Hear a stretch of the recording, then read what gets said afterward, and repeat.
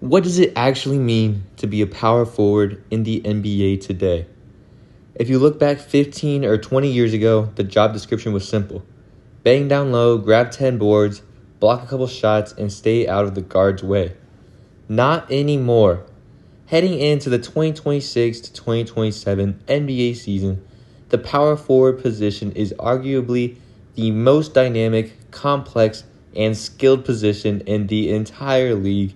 To be an Elite Four in today's game, you have to be a Swiss Army knife.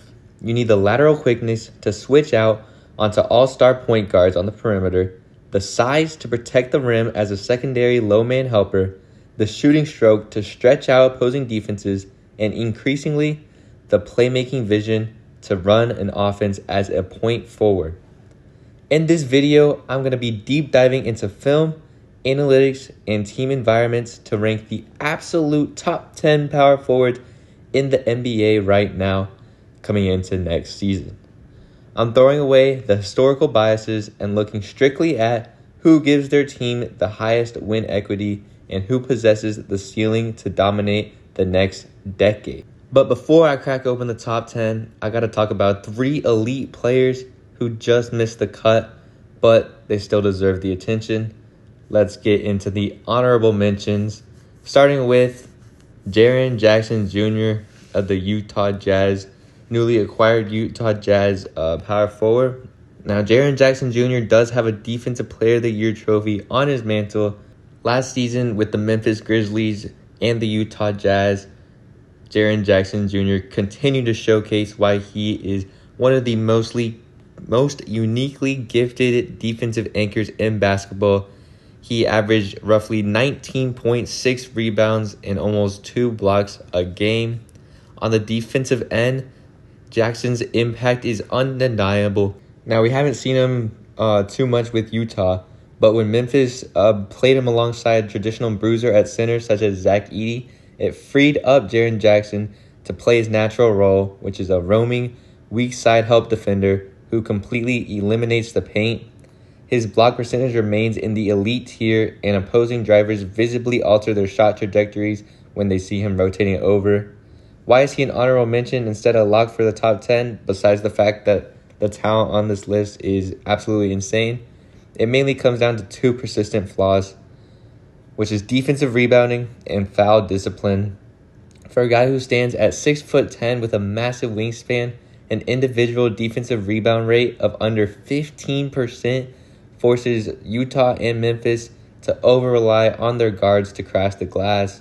When Jaren Jackson Jr. gets into foul trouble early in the first half, it completely disrupts the defensive schemes. Offensively, while he is a capable spacer, his three-point efficiency hovered around 33 to 34% last season. Not bad for a power forward, but it prevented him from being a completely seamless offensive engine. He's an elite defensive force, but just a tier below our top 10 in terms of all-around positional versatility. And if we see him in more games with Utah next season, he will probably enter the top 10 with ease. Next up is the blueprint for the modern defensive power forward, Draymond Green. Even as he enters the twilight of his career, heading into the 2026 to 2027 season, Draymond's basketball IQ remains an absolute masterclass. I think he is the smartest player in basketball. Last year, his traditional stat line probably won't jump out at you. He only averaged 8 points, 5.5 rebounds, and 5.5 assists per game last season.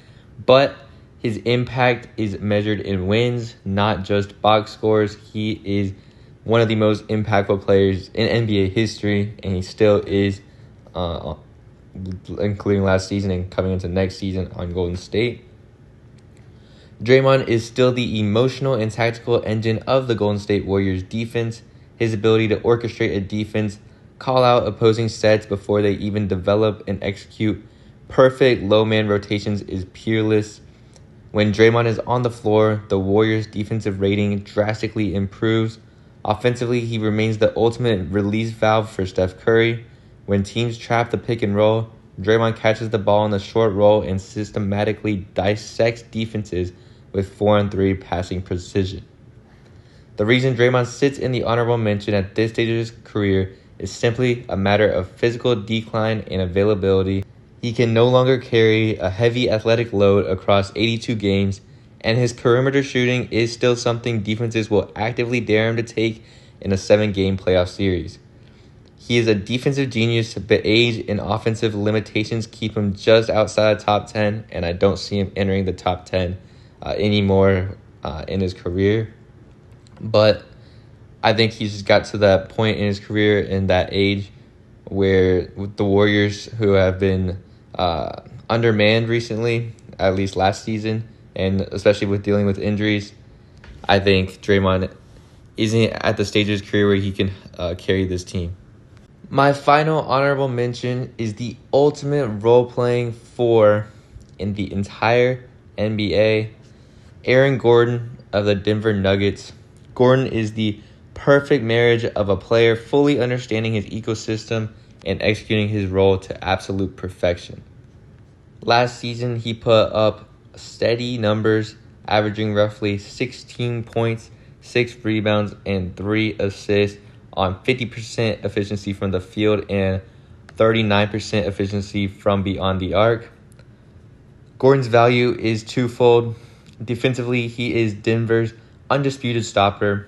He is tasked with guarding the opposing team's best perimeter option every single night, whether that's a shifty wing or a physical driving forward.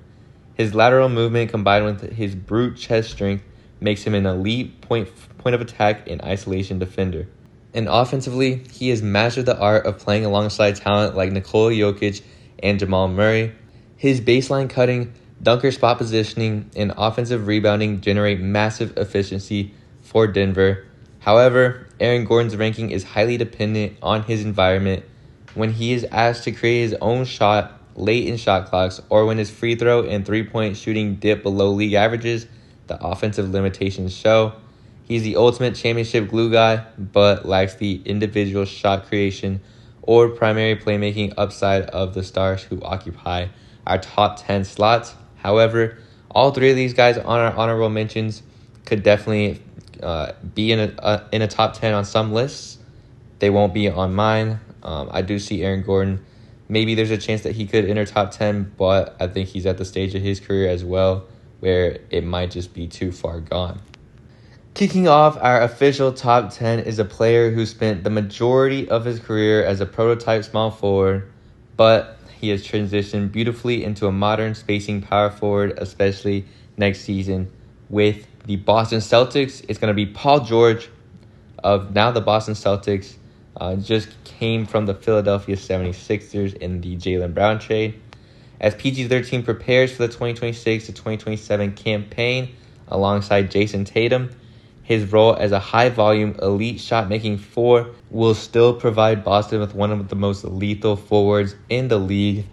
Last season with Philly, Paul George didn't play too much. He was suspended and injured, but he did have some good games. He put up 17 points, 5 rebounds, 3.5 assists on 44% efficiency, almost 40% from beyond the arc as well.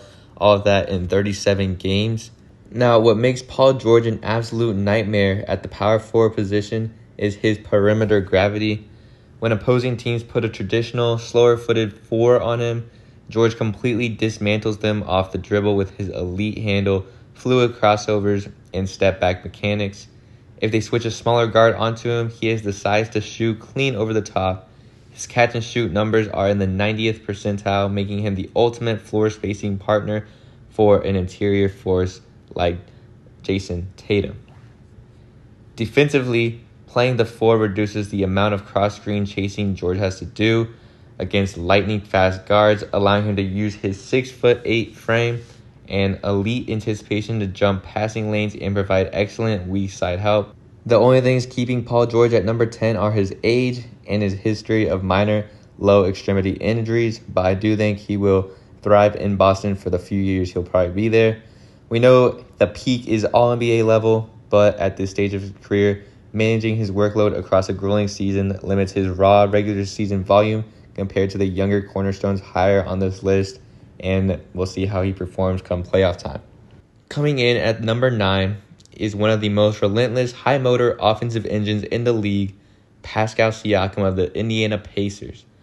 Since integrating into Rick Carlisle's high-octane offensive system, Spicy P has reestablished himself as an elite secondary star with Tyrese Halliburton. Last season, Siakam was a model of consistency on an injured Pacers squad. Playing 62 games, he put up 24 points, 6 rebounds, and 4 assists per game on 48% shooting from the field and 36% from 3. Siakam's game is built on a relentless attack of the paint and intermediate areas. He possesses one of the best spin moves in modern NBA history, using a sudden, fluid pivot to lead defenders frozen in the mid-post. In Indiana's transition-heavy offense, Siakam is a lethal weapon. He sprints the floor with the speed of a guard, giving Tyrese Halliburton a massive, agile target on the break.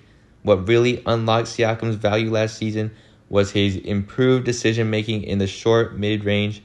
When defenses collapse on his drives, his kick-out passes to the corners have become incredibly crisp, and I think with the return of Halliburton next season, Siakam will continue to thrive. He is at that stage of his career, though, where I don't see him moving much higher, but I think he could remain in the top 10 come next year.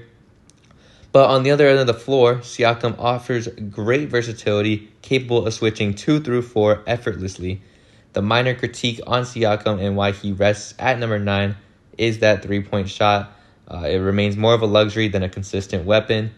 When defenses pack the paint in late-game playoff scenarios, his lack of high-volume pull-up shooting from deep can allow opposing schemes to sag off him slightly, as we saw in the NBA Finals against OKC, that Siakam couldn't carry the team once Hallie got hurt. Still, his elite rim pressure and motor make him a premier modern 4, and he deserves a spot in the top 10. I can't see him moving much higher for the rest of his career, but I think he could definitely remain a top 10 power forward. At number 8, we have a young mega star who is rapidly climbing the ranks and could easily top this list in a few years. Paolo Banchero of the Orlando Magic. Paolo is a physical anomaly, standing at 6'10" and weighing a rock-solid 250 pounds. He possesses the frame of a classic power forward, but the perimeter skills and passing vision of a primary playmaker. Paolo put up 22 points, 8 rebounds, and 5 assists last season on 30% shooting from beyond the arc and 46% from the field. Not great efficiency, but not bad points, rebounds, assists averages. Banchero's game is defined by physical imposition and spatial awareness. He loves to operate out of the mid-post or initiate high pick and rolls. His ability to absorb contact on the way to the rim and finish through defenders allows him to get to his free throw line at an elite rate, which is a hallmark of superstar offensive engines. Now, what makes him special heading into the 2026 to 2027 NBA season is his advanced processing speed as a passer. When double teams arrive from the weak side, Banchero skips the ball perfectly over the defense to open shooters such as Franz Wagner and Desmond Bane. The primary developmental hurdle keeping him at number 8 for now is his overall scoring efficiency. Like I mentioned, shooting 30% from 3, not good enough. I understand he is a power forward, but he doesn't even shoot 50% from the field. Because Orlando lacked elite spacing last season, Paolo had to take a high volume of tough, contested mid-range pull-ups, resulting in an effective field goal percentage that sits slightly below league average.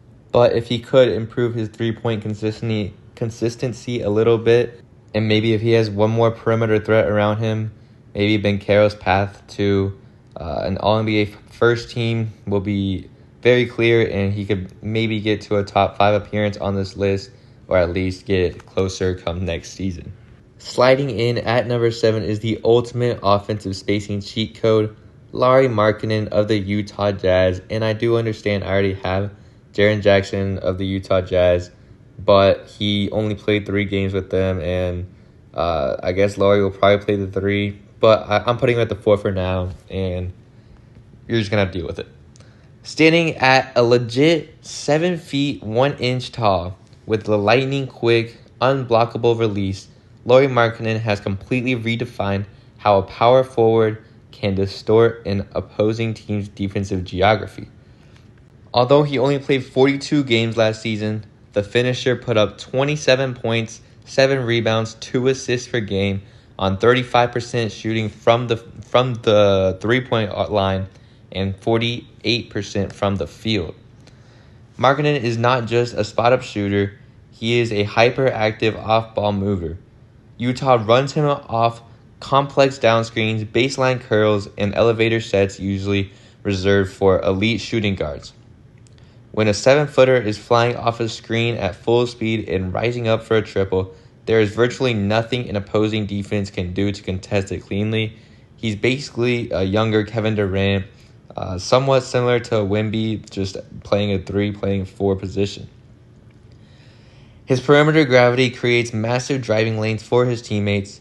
If a defender closes out too aggressively on his jumper, Lauri has a highly underrated straight-line driving game, often finishing with a thunderous, posterizing dunks at the rim. The missing piece that keeps Lauri just outside the top 5 is his individual shot creation from a standstill. He's an all-world play finisher, but when an offense bogs down and he is forced to isolate or run pick and roll as the primary ball handler, his creation metrics drop off. Defensively, while he has great size and rebounds well, he isn't a high-impact rim protector or a lockdown perimeter switcher. He is an elite, hyper-efficient offensive weapon who perfectly penalizes modern NBA defenses, though. And I can see him making a top 5 appearance next year, especially with the team that Utah has constructed around him. Great young roster around him, and I think if he's the leader of it, which it looks like he will be, there's a great shot that he will be a top 5 player on this list. At number 6, we find the man who defies father time and every metric of athletic longevity in human history. We have LeBron James, who, of the time that I am recording this video, he is still a free agent, but he is expected to play next season, so I'm going to put him on this list, which might be controversial. The reason I'm putting him at 4 is because I don't know what team he's going to be on. So he could be a 3, he could be a 4, but whatever. As he enters his historic 24th season in the NBA, LeBron has fully embraced playing the power forward position, and he can act as an elite point guard from the 4 spot. Last season, he completely defied all odds yet again, putting up 20 points, 6 rebounds, and 7 assists per game, while shooting over 50% from the field, but 30% from 3 on substantial volume, though. LeBron at the 4 is a schematic nightmare. His passing vision remains arguably the greatest in the history of the sport. From the high post or out of the pick and roll, he manipulates defenses like a genius, finding cutters and weak side shooters before the defense even realizes they're open. His bully ball driving game is still incredibly effective. When he gets ahead of steam in transition, defenders simply choose to step out of the way. His shooting has been a problem, and his defense has been lackluster at this stage of his career. The only reason LeBron sits at number 6 on a current state power forward list is defensive pacing and motor conservation. To sustain his elite offensive production at this stage of his career, LeBron understandably takes possessions off defensively during the regular season, often playing as a helper rather than a lockdown on-ball defender. In a single playoff game, his ceiling is still as high as anyone's in the world, even entering his 24th season, but over the course of a grueling 82-game regular season, we have to rank him just behind the young, high-octane, modern players who dominate both ends of the floor on every single possession. Some people might not like that I put him this high. Some people might not like that I have him outside the top 5. Let me know your opinions in the comments on where LeBron should be ranked, because he is pretty hard to rank on this list. And obviously, he might be playing a small forward position, but I have him listed as a 4 just for right now. Opening up our elite top 5 is the multifaceted franchise cornerstone of the Toronto Raptors, Scottie Barnes. Barnes represents the absolute peak of modern positional fluidness. He can play positions 1 through 5 on any given night, but As a primary power forward, his blend of length, playmaking, and defensive disruption makes him an analytical dream. Last season, Scottie took a massive developmental leap, putting up 18 points, 7.5 rebounds, 6 assists per game, shooting 50% from the field and 30% from three. Barnes is an absolute defensive terror. He possesses a massive wingspan and an incredibly physical frame, allowing him to act as an elite rim protector when rotating from the weak side, while maintaining the foot speed to completely blanket guards out on the perimeter. His defensive event rate, combining steals and blocks, is among the highest for any forward in the league. Offensively, he acts as a premier point forward, using his size to survey the floor and deliver spectacular live dribble passes. His perimeter shooting has also stabilized, turning him into a legitimate threat from beyond the arc. What puts Scottie Barnes into the top 5 is his sheer two-way impact. He impacts every single column of the stat sheet. The next step for Barnes to vault into the top 3 is developing a go-to, unguardable isolation counter when defenses slow the game down in the half court. He's incredibly young, still incredibly hyper-talented, has so much potential, and he's perfectly built for the modern era. And I do think there's a chance that he can move up on this list, but the guys in front of him are just so incredibly talented. They would have to move down before Scottie moves up, I think. Sitting firmly at number 4 is a player whose two-way evolution has officially reached elite status. He has a DPOY trophy, Evan Mobley of the Cleveland Cavaliers. For years, scouts raved about Mobley's defensive ceiling, but last season his offensive development caught up to his generational defensive impact. Mobley put up 18 points, 9 rebounds, 3.5 assists per game, with 55% shooting from the field, almost 30% from 3. Defensively, Mobley is a unicorn. He is one of the few players in the world who can legitimately contest a three-pointer on the perimeter, recover instantly, slide inside to block a shot at the rim on the very same possession. His lateral mobility allows the Cavs to run an aggressive, versatile defensive scheme where they can switch or hedge with absolute confidence. Offensively, Mobley took a massive leap by improving his self-creation and short roll playmaking. He showed immense comfort taking defensive rebounds, pushing the ball down the floor himself, and making high-level passing reads. His mid-range touch has become highly reliable, and his increasing willingness to take and make corner threes has opened up the Cavaliers' half-court offense beautifully. Like I said, he's almost reaching that 30% from the field mark, which is incredible for him. Still obviously needs to improve if he wants to move up this list. But Mobley is an all-defensive lock with rapidly blossoming offensive arsenal, cementing his spot in the elite tier of front court players. And there's a chance he can get into the top three. But the players ahead of him are incredibly talented. And like I said, with Scottie Barnes, it's not Mobley's fault, but the guys in front of him just have to go down in order for Mobley to move up. Taking the bronze medal at number 3 is one of the most explosive risers in the entire NBA, Jalen Johnson of the Atlanta Hawks, who's had 2 remarkable leap year seasons. If you haven't been paying close attention to what Jalen Johnson has been doing in Atlanta, you're just missing out on a superstar unfolding right before our eyes. Last season, Jalen put up absolutely mind-boggling numbers across 72 games. Johnson put up a spectacular 22.5 points, 10.3 rebounds, and an unbelievable 7.9 assists per game. Let those playmaking numbers sink in. A 6'9", hyper-athletic power forward, averaging nearly 8 assists per night. He is a walking triple-double last season. Johnson has become the ultimate engine for the Hawks. When he grabs a defensive rebound, he doesn't look for a point guard. He basically is the point guard. His transition acceleration is terrifying. He combines the speed of a freight train with the elite vision of a pure point guard. In the half court, his ability to execute high-low passes, read weak side help, and hit shooters in their pocket makes him one of the premier offensive creators in the world. But it isn't just the passing. Johnson is a highly efficient scorer who shoots nearly 49% from the field and 35.2% from three. Defensively, his athletic tools allow him to guard multiple positions, crash the defensive glass at an elite rate, and protect the rim. He is a walking triple-double machine. Like I said, he has completely modernized the point forward archetype, and heading into the 2026-27 basketball season, Jalen Johnson is firmly established as a top 3 power forward in basketball. And I honestly think without Trae Young, it's Jalen Johnson's team right now, and there's a good chance he could move up. I don't see him getting to number 1.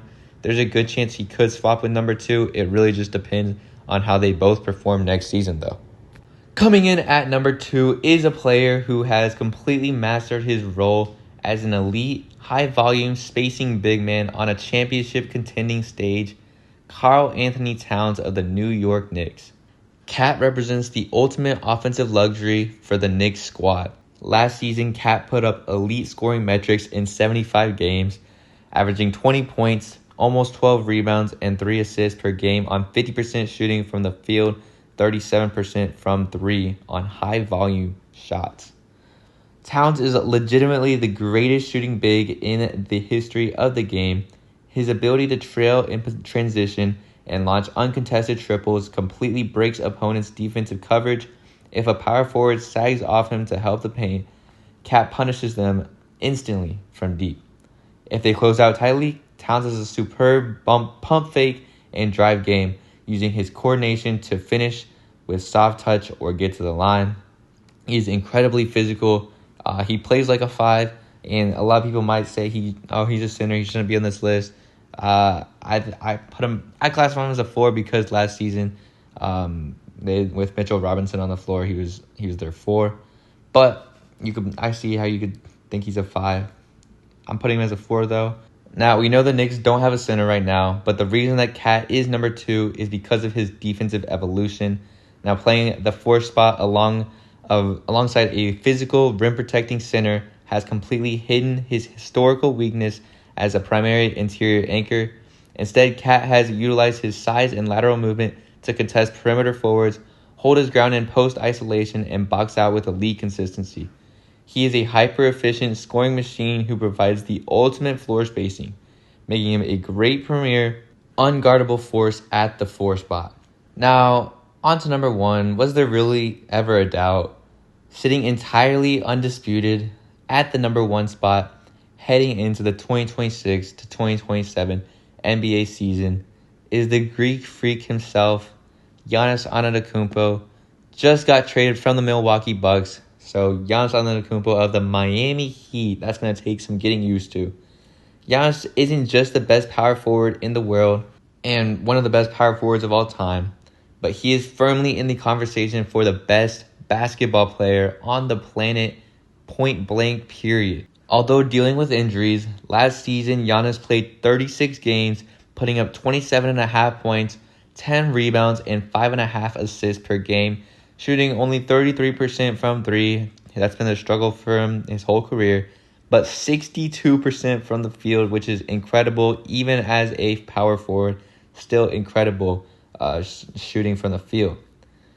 Giannis is the ultimate physical force of nature. When he gets the ball at the top of the key, there is no single defender in human history who can stop him in isolation.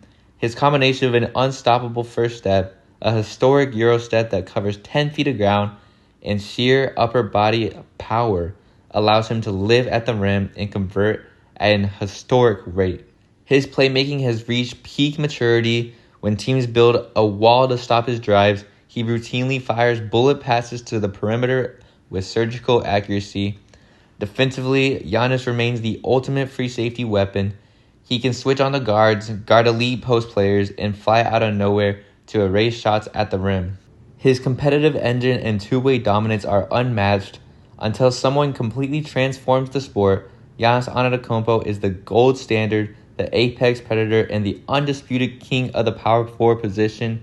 And like I said, if he could develop a three-point shot, he would be the greatest player of all time, really. But he's got to have a weakness, and he's just lived with it his whole career now.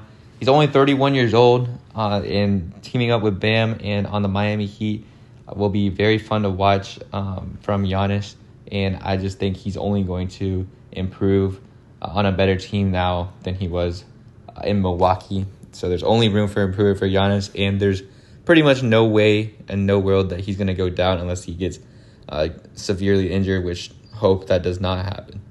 But I do believe that he firmly has proven that he deserves the number one spot. By far, there's a very large gap between 1 and 2 with Giannis there. But other than that, that's going to wrap up my official top 10 power forward rankings heading into the 2026 and 2027 NBA season. Let me know in the comments who I ranked too high, who got completely snubbed, and what your personal top 10 looks like. Don't forget to hit that like and subscribe button and turn on notifications for more daily basketball and NBA content.